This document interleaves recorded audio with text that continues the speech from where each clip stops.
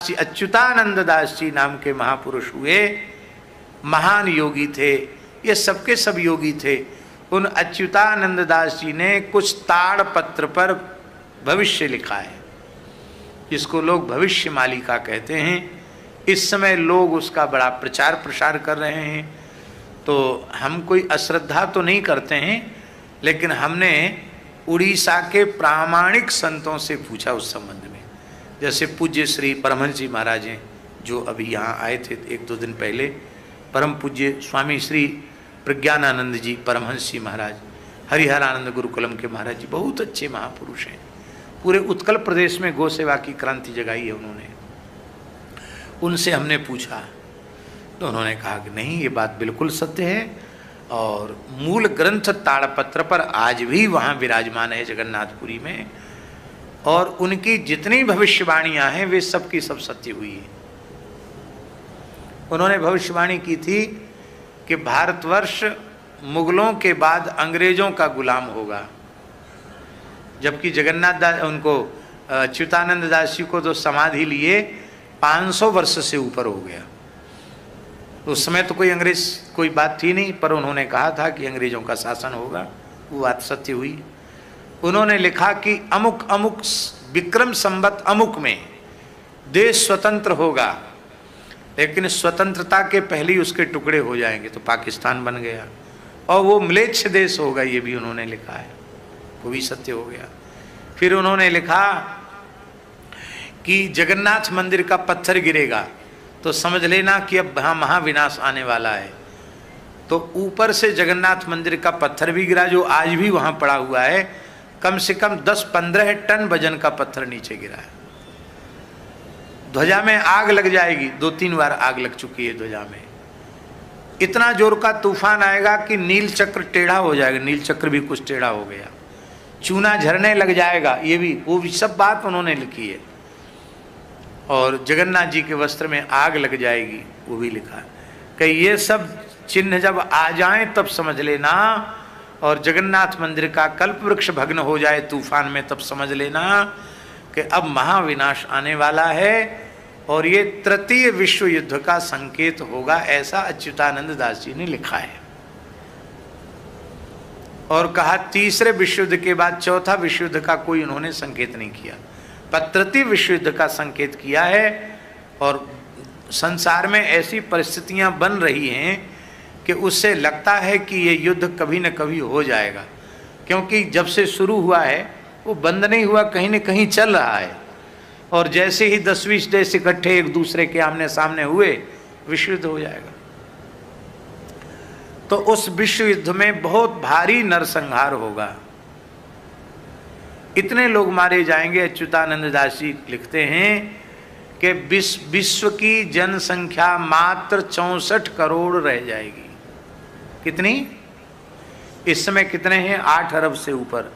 मात्र 64 करोड़ लोग जिंदा रह जाएंगे, उनमें 31 करोड़ भारत में होंगे। बचेंगे कौन? बोले जो भगवत शरणागत भक्त होंगे, जो गौ और ब्राह्मणों के उपासक होंगे, वैदिक सदाचार जिनके जीवन में होगा, उनको भगवान ही कृपा करके बीज रूप में बचा लेंगे, ऐसा भी लिखा।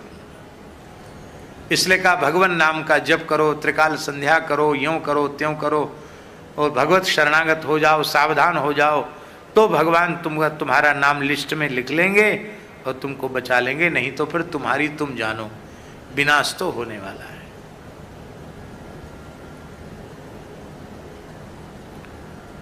और उन्होंने भी ये बात लिखी है कि मरु और देवापी को भगवान इस धरती का शासन सौंप देंगे।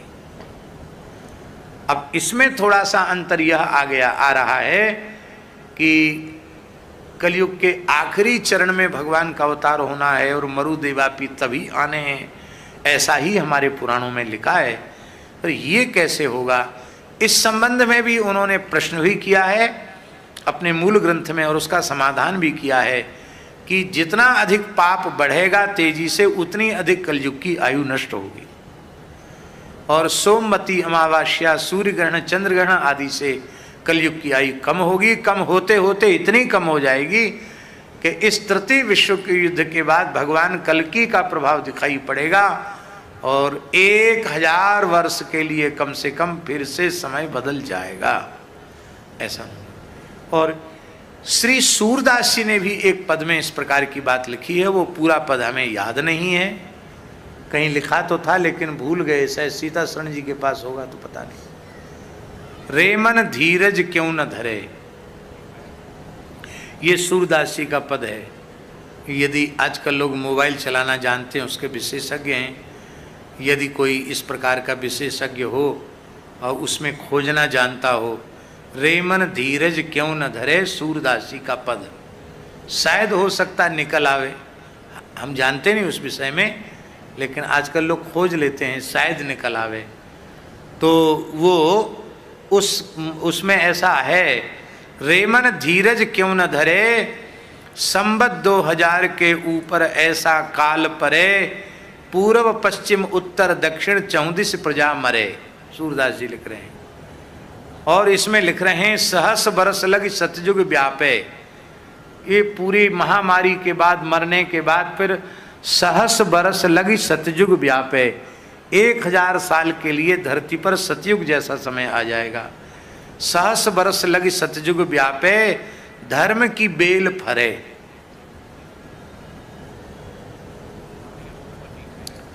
धर्म की बेल फलित हो जाएगी। और सूरदास यह हरि की लीला, टारे ना ही टरे, रे मन धीरज क्यों न धरे। मात्र 40 सेकंड के भीतर प्रलय जैसा दृश्य उपस्थित हुआ और 3-3, 4-4 मंजिल के भवन कहाँ चले गए, पत्ते जैसे उड़ के पता नहीं चला।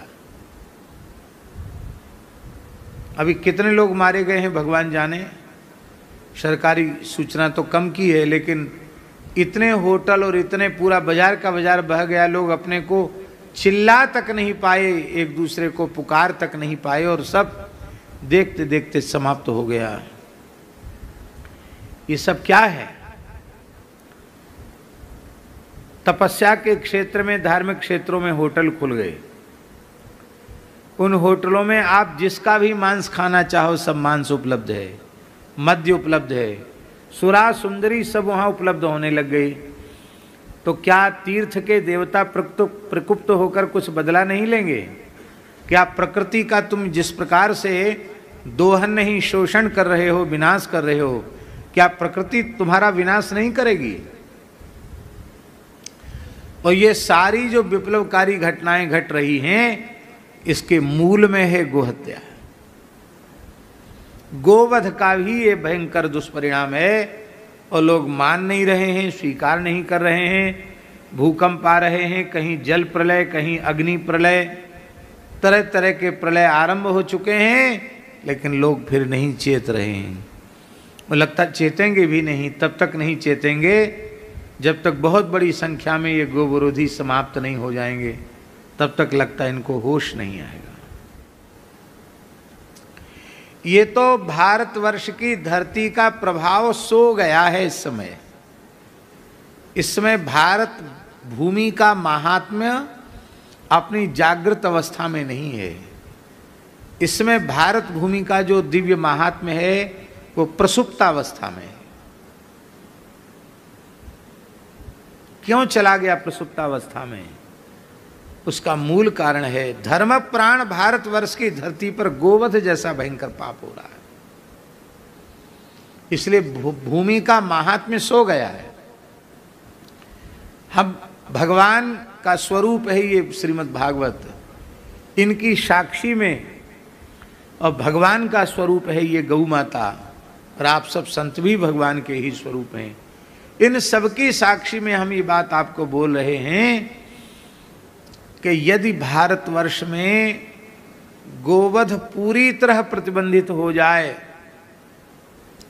गोवध के कलंक से भारतवर्ष की धरती विमुक्त हो जाए, और गो रक्षण और गो संवर्धन की एक राष्ट्रीय योजना का विधिवत निर्माण हो जाए, एक स्वतंत्र आयोग बन जाए, और उसका स्वयं प्रधानमंत्री ही उसका स्वयं ध्यान देकर के कार्य देखें, इस देश की कृषि गो आधारित हो जाए, इस देश की चिकित्सा गो आधारित हो जाए, इस देश की शिक्षा गो आधारित हो जाए, गो आधारित शिक्षा, गो आधारित चिकित्सा और गो आधारित कृषि।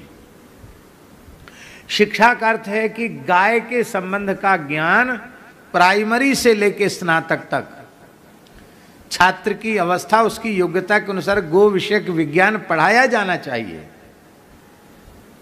आपकी गाय के प्रति अगाध श्रद्धा है, इसलिए भगवान ने जिस जिस पद पर आपको भेजा, आपने कुछ न कुछ बढ़िया काम गाय के लिए किया। पर जो आईएएस अधिकारी बनकर आ रहे हैं और जो सारी सरकारी योजनाएं बनाते हैं, उनको यही पता नहीं है कि देसी क्या है, जर्सी क्या है। गाय को वे एक पशु ही मानते हैं, उनकी तनिक भी श्रद्धा गाय के प्रति नहीं है। जो चीज़ नहीं खाना चाहिए वो खा रहे हैं, जो चीज़ नहीं पीना चाहिए वो पी रहे हैं, और जो नहीं करना चाहिए वो कर रहे हैं। वो इनके संस्कार स्वयं ही समाप्त हो चुके हैं। वे भला गोरक्षण की योजना कैसे बनाएंगे? तो इसलिए शिक्षा के माध्यम से गोभक्ति जगानी चाहिए। गो आधारित चिकित्सा, गो आधारित शिक्षा, गो आधारित कृषि। खूब सब्सिडी दे गवर्नमेंट, पर उसी को सब्सिडी दे जो गो आधारित कृषि करे। कितने लाख करोड़ फर्टिलाइजर्स के लिए मंजूर करती है? रश्मि भाई बताते, हम तो भूल जाते हैं संख्या। हैं 2 लाख करोड़। 2 लाख करोड़ सब्सिडी देती है गवर्नमेंट रासायनिक खादों के लिए।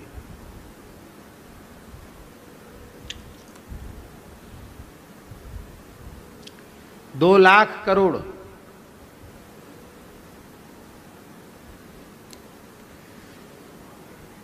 हैं?